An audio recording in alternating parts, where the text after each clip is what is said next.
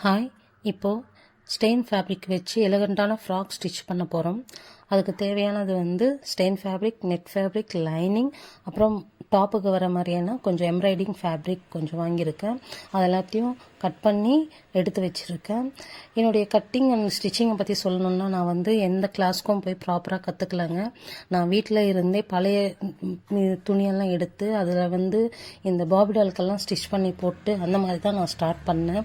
அதுக்கப்புறம் யூடியூப்பை பார்த்து ப்ராப்பராக கட் பண்ணுறது, ஒரு ப்ராப்பராக கிளாத் எப்படி கட் பண்ணணும், ட்ரெஸ்ஸுக்காக கிளாத் கட் பண்ணுறது அப்படின்றதே நான் யூடியூப்பை பார்த்து தான் கற்றுக்கிட்டேன். அதுக்கப்புறம் ஒரு டாப் க்ளீன் ஃபினிஷ் எப்படி கொடுக்கணும் அப்படின்றதையும் நான் யூடியூப்பை பார்த்து தான் கற்றுக்கிட்டேன். யூடியூப்பை பார்த்து கற்றுக்க முடியுமா அப்படின்னு நீங்கள் கேட்டிங்கன்னா கண்டிப்பாக முடியும். ஏன்னா யூடியூப்பை பார்த்து கற்றுக்கிட்டவங்க நிறைய பேர் இருக்காங்க. அதே மாதிரிங்க ஹவுஸ் ஒய்ஃபாக இருந்துக்கிட்டு டைலரிங் பண்ணுறது கொஞ்சம் பெட்டரான ஒரு சாய்ஸ்ன்னு தான் நான் சொல்லுவேன்.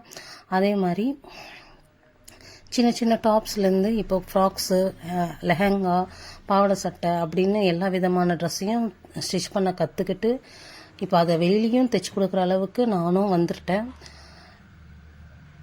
இந்த ஃப்ராக்ஸ் தைக்கிறதுல இந்த ட்ரெஸ்ஸை பற்றி சொல்லணுன்னாலே ட்ரெஸ்ஸிங் அப்படின்றது ரொம்ப முக்கியமான ஒரு விஷயம் வரும். ரொம்ப ரொம்ப இம்பார்ட்டண்ட். ஏன்னா நீங்கள் வெளியில் எங்கே போனாலும் நீட்டாக, க்ளீனாக அண்ட் ட்ரெண்டிங்காக ட்ரெஸ் பண்ணலன்னா அந்தளவுக்கு உங்களுக்கு வேல்யூவே கிடைக்காதுன்னு தான் நான் சொல்கிறேன். ஏன்னா நீட்டாக ட்ரெஸ் பண்ணலைன்னா ரொம்பவும் குறைச்சி தாங்க எடை போடுவாங்க. அது உண்மை, எல்லாரும் ஒத்துக்க வேண்டிய ஒரு உண்மை அப்படின்னு தான் நான் சொல்லுவேன்.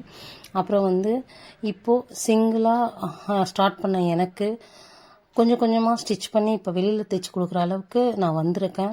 இந்த ஃப்ராக்ஸ் என்னுடைய பொண்ணுங்களுக்காக தைச்சிருக்கேன். இதனுடைய டிசைன் எப்படி வந்திருக்குன்னு நீங்கள் பார்த்து சொல்லுங்கள்.